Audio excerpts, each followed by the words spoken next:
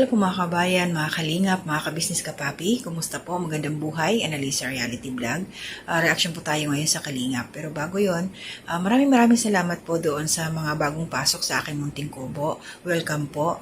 Mga silent viewers, mga nagta-thumbs up, ayan, nag-share po sa aking mga ginagawang reaction, mga commenters na laging nariyan, naka-full support po sa akin. Thank you so much. Salamat po sa hindi ninyo pag-skip ng ads. Kabila ang screen ko po, nandyan sila Pinuno Ka-Business Official, Papa Liz TV, Mrs. Cleby Official, Ka-Business Family Channel po nila, support natin. And of course, sila Kuya Bal Santos Matubang, Ate Edna Vlogs, Kalinga Prab, Jack Tapia Matubang, mga kasamaan ko pong reactors dito sa Kalingap at sa Ka-Business Official, mga kagwang sa support po natin. So ito po nandiyan sa aking thumbnail. Alam po natin sa Kalingap ngayon na may issue po. Ngayon ko lang ito bibigyan ng reaction or opinion, suggestion. Kasi napanood ko na rin ho yung naging live ng kapatid po ni Joy Diwata Asria na nabanggit niya doon, may naninira sa kanyang kapatid. Blind item. At kumbaga, ipinaalam lang niya na alam niya, nabasa niya ang screenshot, may nagbasa sa kanya. Katunayan na talagang sinisiraan yung kanyang kapatid sa kung sino dyan. Basta may mga doon sa convo na yon daw, sabi nung sister ni Joy, talagang paninira ang ginawa. At ito na ngayon, since meron na ho akong mga kasamahang mga reactors na may hawak na po ng resibo, ebidensya doon sa screenshot, ibig sabihin, yung screenshot na yon na katunayan na talagang sinisiraan si Joy Diwata is nasa kanila na. Panoorin niyo po sa channel ni Sangkay Lons, kay Ma'am Bupil, sila pa lang po yung dalawang napakinggan ko, napanood na talagang hawak nila. Although, hindi ho namin pwedeng banggitin kung sino man yun kahit alam na namin. Kasi mahirap na.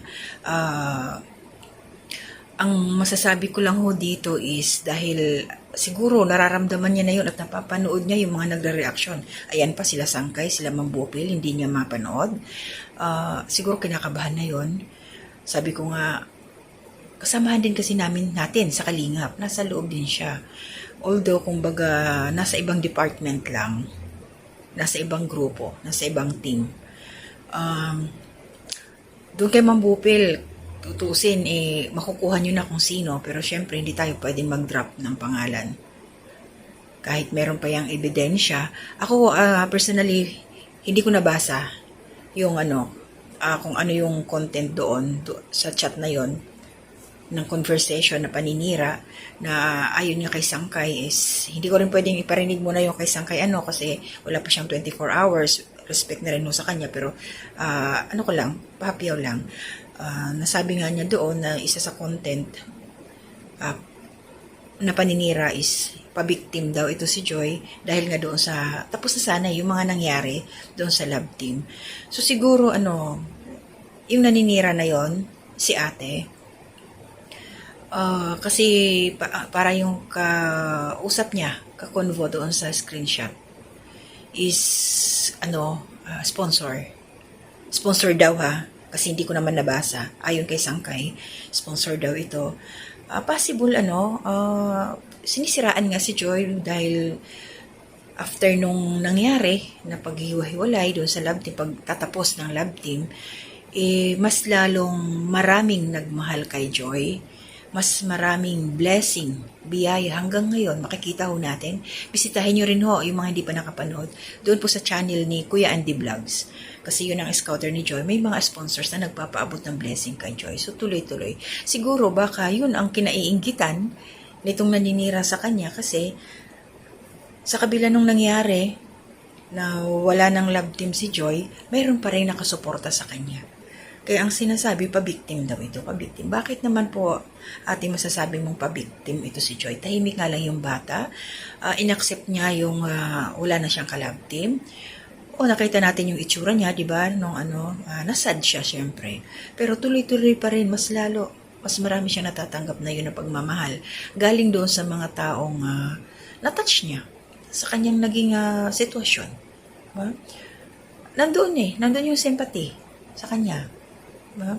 So, tanggapin na lang ho natin at sana ate, wag nyo na hong siraan si Joy kahit kanino pa.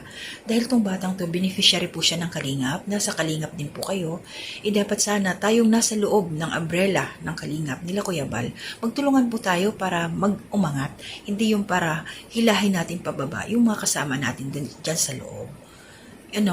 At saka gumawa na lang din tayo ng paraan ate, kung nainggit ka, di magsikap na lang din para gusto mo na sponsor, di patunayan mo karapat dapat kang sponsoran. Pero believe ako kay Joy dahil kahit anong tira sa kanya, kahit anong paninira sa kanya, tahimik lang siya.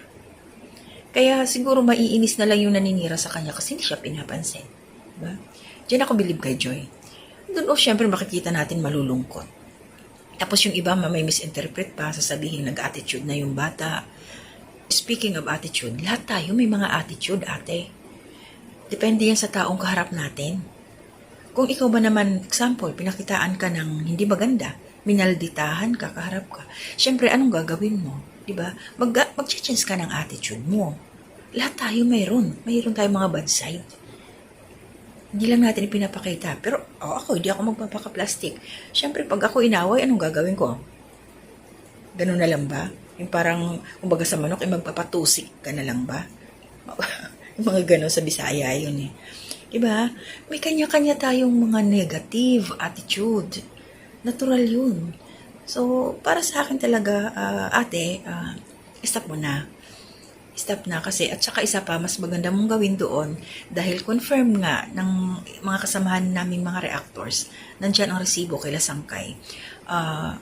Napatunayan na ikaw nga, pwede sigurong magpakumbaba ka na lang, mag-sorry ka doon sa taong siniraan mo. Ano naman yun eh, yung galing talaga sa puso, hindi yung iba-vlog ba. Puntahan mo. Para sa akin, mag-sorry ka sa kanya. Ano ba yung intention mo? Yung mga ganun. Siguro naman maiintindihan ka nun. Lalo't, mabait naman si Joy. Wag nang sa lahat ng mga gustong humata kay Joy pababa, isipin nyo rin yung sarili ninyo na sa pagiging nega ng iyong isipan, pati ikaw, hindi ka rin uusan, diba? Ang pangit kaya ng puro ka negatibo sa buhay. So enjoy, support each other na lang tayo. Angat pataas, hindi yung pababa. Kaya good luck sa'yo ate, na naninira kay Joy. Makonsensya ka na. Ayusin mo, wag mo nang dagdagan. Wag mo nang dagdagan para masaya tayo lahat. Wala kang mapapala eh. Magkano ba yung nakuha mo nung siniraan mo siya doon sa sponsor? Binigyan ka ba ng biyaya? Nagtatanong lang po. Tatanong lang ako te. Kasi baka mamaya, yun nga, gusto mo ikaw bigyan. Tatanong lang, huwag kang magalit sa akin. Kung wala naman akong binabanggit na pangalan. So yun lang yung sa akin ng mga kalingap. Supportahan lang ho natin sila Kalingap Rob. Ayan sila ka-business na. Tuloy-tuloy lang ho tayo. Laban lang Joy kung mapapanood mo to. Salamat kay Rhea sa iyong kapatid na napakalakas din ang loob na ilabas kahit sa blind item lang na mayroon palang naninira na sa'yo. Na wala kang kamalay-malay. Very good yung ate mo. At akala ko nga, sa totoo lang, baka mamaya kasi ayaw nga niyang ilabas, baka kako gawa-gawa lang ito kasi wala naman siyang pinapakita, yung screenshot, yung ganun-ganun. So ngayon na ipinasa na ito, kung sino man ang nagbigay, hindi natin alam kung yung kapatid nga ang nagbigay, hindi wala tayong alam kung sino yung, saan ang galing yung hawak na yun, nila Sangkay, na screenshot, wala tayong alam doon kung kaninong galing. So at least, meron na nagpapatunay na totoo nga na sinisiraan si Joy. Yun lang naman ang kailangan, resibo talaga. Kaya nag-reaction na ho ako dito. Kasi nga, meron na, legit, mga kasamahan kong mga reactors. Yan. Salamat po sa inyo, maraming salamat po talaga sa suporta ninyo. So hanggang dito na muna ako. Try ko mamaya mag-shoutout sa inyo. Tatapusin ko lang ito, upload ko muna. At maraming salamat po talaga. Walang katapusang pasasalamat sa inyo. So ingat po tayong lahat. Love lang po. Good morning. Luzon, Visayas, Mindanao, mga taga Cebu, mga kababayan ko dyan, mga taga Leyte, sa aking hometown. Shoutout po sa inyong lahat. Nanay, laban lang. Pray lang mo tayo. Hanggang dito na muna. To God be the glory.